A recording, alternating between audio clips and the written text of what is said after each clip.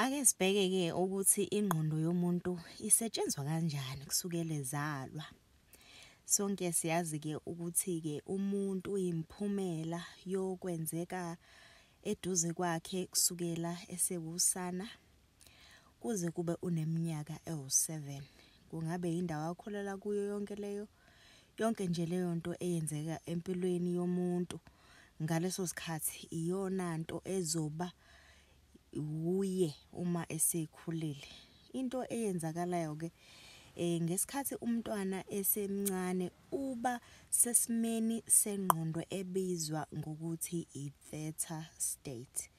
Njengoba umntwana ekwi-theta state, niyakhumbula-ke isimo sengqondo lesi esisijahayo uma mhlambe umedithator ufuna ukufaka ingqondo yakho kwisimo se-theta state ukuze lezi zinto ozobe uzama ukuzifaka engqondweni zizongena zigxile zikwazi ukukusebenzela-ke zikunikeze umphumela ohlukile ukunalowo osukunawo. Uma nje ungathatha izixilongo uzifake ubheke ingqondo yomntwana ungabona ukuthi isesigabeni sokuthi ibe kwi-hypnosis. I-hypnosis la okwazi ukuthi ufake into iyenze saqiniso kodwa ibe ingelona iqiniso, kodwa-ke indlela ingqondo yengane esebenza ngakhona ibona izinto engazuthi ziyiqiniso nokuyi-imagination la okufanele ukuthi khona-ke sizame-ke nathi ukuthi siyabantu sibuyele kuleso simo sengqondo la ukwazi ukuyi-hypnotize ingqondo ukuze izokwazi ukuthi ivumelane nalolu hlobo olusha-ke manje lwezenzo ofuna ukuthi zibe umphumela wempilo yakho. Uma-ke nibona iy'ngane mayidlala omasigcozi kube ngazuthi into eyenzeka ngempela, zibona ngathi zinomndeni. Ingane mayigibela umshanelo kube ngazuthi impela nje hhayi igibela impela indizamshini, kube engazuthi yinto eyenzeka ngempela-ke. Okubalulekile-ke ukuthi-kena lezi zinto ezenzeka engqondweni yengane siyaziyeka uma sesikhula ngenxa yokuthi sesibonile phela ngithi i-program esizobe sesirana ngayo izobe sisitshela ukuthi hhayi awusakwenzi lokho wena ngoba manje awuseyona ingane, sekufanele wenze izinto zabantu abadala. Lezi zinto zabantu abadala ozenzayo iziphi-ke ozenza? Wenza lezi ezibonakalayo. Yikho ingane izoba nesikhathi esiningi ibukela ibona yonke into eyenzakalayo. Mayikhulele ingane emndenini la bekuliwa khona kushayana, ingane ifunda lokho ngisho isikhulile nayo izophinda ithathe yonke leyo nto. So ingane iyabheka yonke into eyenzeka eduze kwayo-ke. Zonke lezi zinto-ke ezingena engqondweni zigxile kwi-subconscious mind nokuyiyona nto eyiyona ephatha impilo yomuntu ukuthi uzoba njani uma esemdala.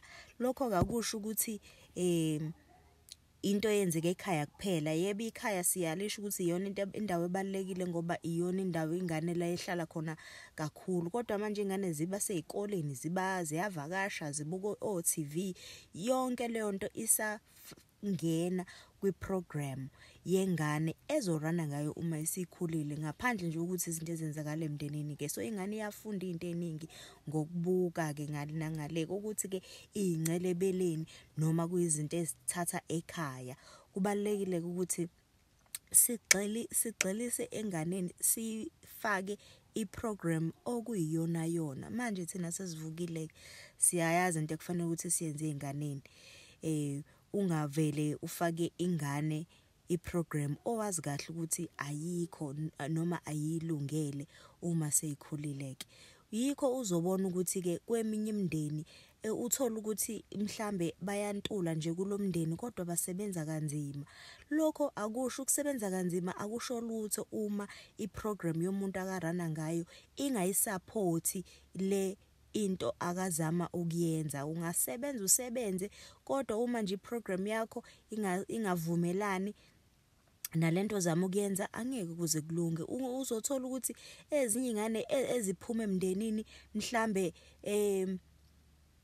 yey'gwili, uzobona ukuthi leyo ngane iyaqhubeka noma ingaba isidomu kangakanani ingazilutho esikoleni kodwa izoba nempumelelo ngoba iprogram yayo erana ngayo unconscious iyayisupporta lento akazama ukuyenza nokukwenza imali ngoba mhlawumbe ubukele abazali bakhe benza mhlawumbe be-involved kuma-business kanti laba abanye abahluphekayo bona bazocabanga ukuthi hayi ukuze ngikwazi ukuphumelela empilweni fanele ukuthi ngisebenze kanzima yebo ukusebenza kanzima kubalekile kodwa iprogram yakho mingasupport lento ozama ukuyenza angeke ukuze kulunge kuzoba nzima kakhulu ngaphandle kokuthi uze ushintshe iprogram yikho abantu abahluphekayo uma ungaba bhekisisa kahle bonke iningi labo nezingane nawe mhlawumbe mawukuthi awukho sesimene esikahle uma ungayibheka nje ungabona ukuthi hey ngabe yini lento engibambele emuva ubhekisisa imuva lawo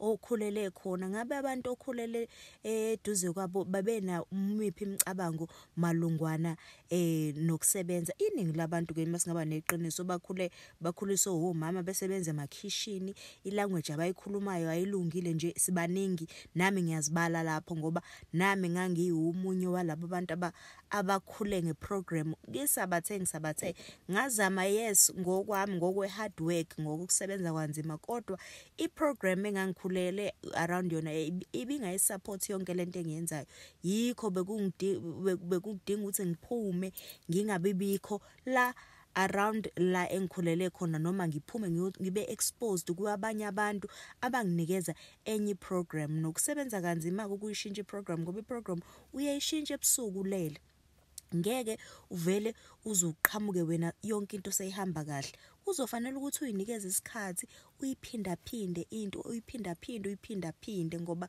only 5% wezinto ozenzayo uzenza ngokwazi nokucabanga kwakho u95% wezinto zidila nesubconscious lezi ezisuke zithathwa uwe ngengqondo yakho ingqondo icosha ifaka ukuthi kuphela kanje noma ubengazange bekufundisa ukuthi uzokwenza lokho nalokho no ingqondo nje ithatha yonke into TV okubukayo indaba oyilalelayo abantu abalwayo abangani odlala nabo imndeni okhulula uyivakashela yonke nje into eyenzakalayo so ke ukuze uzoshintsha ke iprogram yakho ngabe yini into okufanele ukuthi uyenze ukuze uzokwazi ukuthi ungene kwi-below conscious ungene kwi-subconscious usebenzise ingqondo yakho ngalendlela ofuna ukuthi support ngayo izifiso zakho yikho ama-Jesuits ayehlezi ethi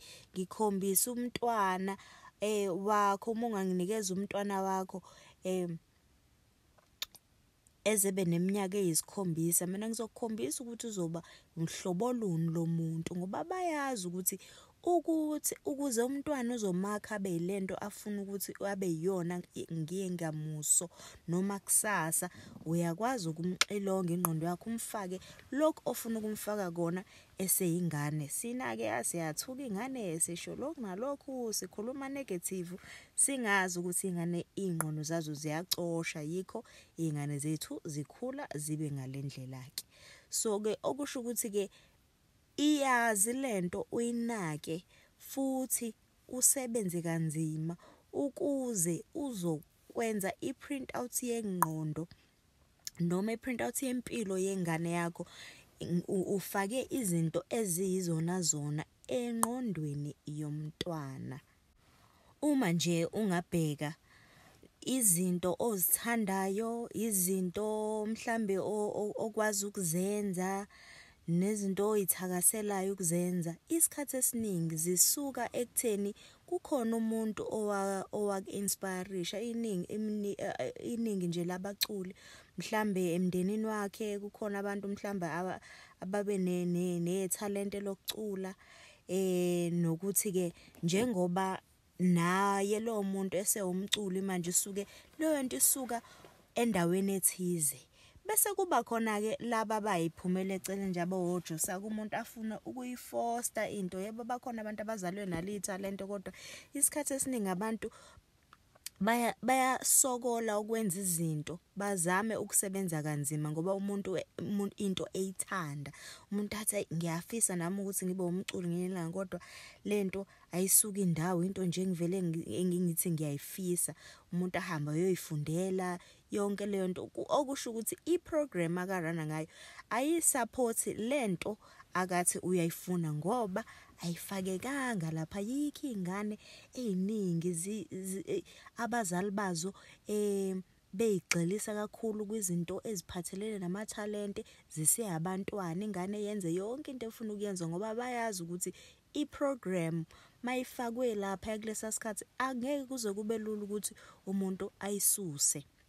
So ke njengoba ke sazi ke sonke ukuthi yonke into ozokwazi ukuyenza kuzofanele ukuthi uqale ndawana thize. Uma uzofunda ukudrive angeke uzukwazi ukuvela uqhamuka usuke uthatha wena isikhiye usiyoshisa emontweni bese imoto iyaduma iyahamba. Cha, kuzofanele ukuthi wenze izigaba ngezigaba ke zokuthi uzijwayeze ukufaka iprogram entsha empilweni yakho noma engqondweni yakho. Yebo, mangabe usewumntwana siyasho ukuthi ke lento iyenzeka automatically between 0 and 7 years. Kodwa uma usukhulile usumdala manje siyini into ke manje into esingayenza? Siyawafunda amabhuku ama self help books, njengoba sikhona sibuka lama video anjena. Sesizama ke manje ukulungisa iprogram ngoba vele sesiyazi ukuthi ke sekonakele kuyayilungisa lokho. I-conscious mind yethu siyakwazi ukuthi siyifake ulwazi, kodwa ke i-subconscious program yethu yona ke ayizusebenza kanjalo kalula kanjalo. Kuzofanele ukuthi ke sifake umfutho nesikhathi ukuze sizobuyisela ingqondo yethu kwi-hypnosis nekuyile theta state. Kodwa ke ngoba angeke sakwazi ukubuyela emuva ngokweminyaka, sesibadala, sesino 30, sesino 40, sesino 50, yini into esingayenza ke? Into esingayenza ukuphinda phinda.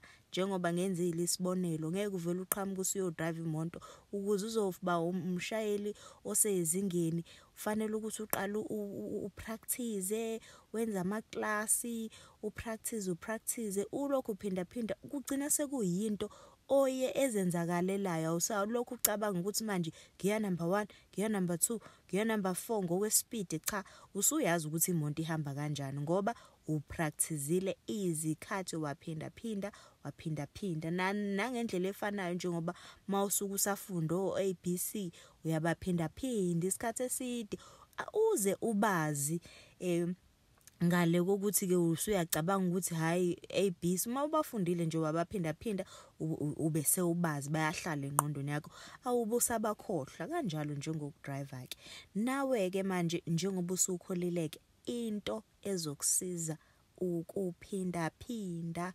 ukupractice izinto uziphinda phinde. Kunzima kunjalo, ingqondo vele ayisakujwayele ukwenza leyo nto ehlukile ngoba thina siyakuthanda ukwenza into elula ukuthi uyenze. Into enzima ukuthi uyenze njengokuphinda phinda akuyona into ezokwenzeka kalula futhi ezoba lula ukuthi uyenze. Kodwa uma uzimisela ukushintsha iprogram yakho ukuze ungazuba umphumela wendawo okholelekiyo, ungazukuba umphumela wabantu abakukhulisile, ungezukuba umphumela wempilo engagculisi, ziphoqe ufake until kwenzeke, until uzukwenze lokho okufisayo. Uma uzibona ukuthi awujabule, uzothi wena ngijabule. Angithi niyakhumbula sikhuluma ngeziqinisekiso, ama-affirmations. Ngesikhathi uphinda phinda wena uthi ngijabule, ingqondo yakho lokhuluma nayo izoze ibe convinced noma ivumelane nawe ngoba ulokhu kusho njalo. Yikho iziqinisekiso kufanele ukuthi uzisho usuku nosuku,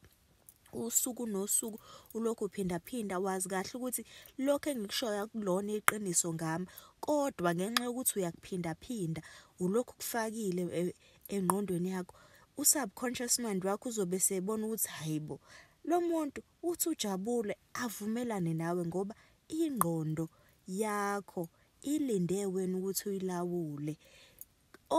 Okwamanje iningi labantu bavumela ukuthi kube yiTV, kube omaredo, kube izinto abayibona ezibalawulayo bebe bengazi nokuthi lezi zinto ziyabalawula.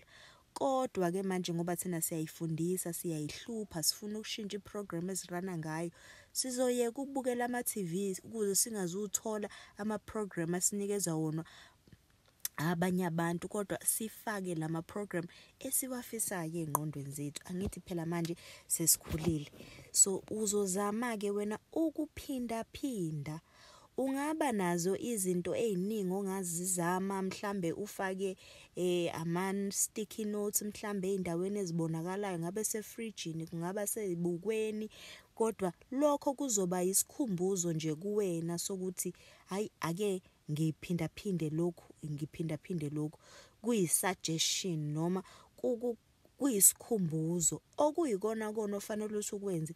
Yilokho kufanele ukwenze njengoba kade ngichaza ama-affirmations, ngijabule, nginothile, yonke into enhle ofuna ukuthi yenzeke empilweni yakho uyisho engazi ukuthi seyiyenzeka manje, ukuze phela wena conscious mind, ingqondo yakhe ecabanga ithatha izinqumo ekuyiyona edila no5% wempilo yakho, uzovumela nalo 95% okuyi subconscious mind wakho.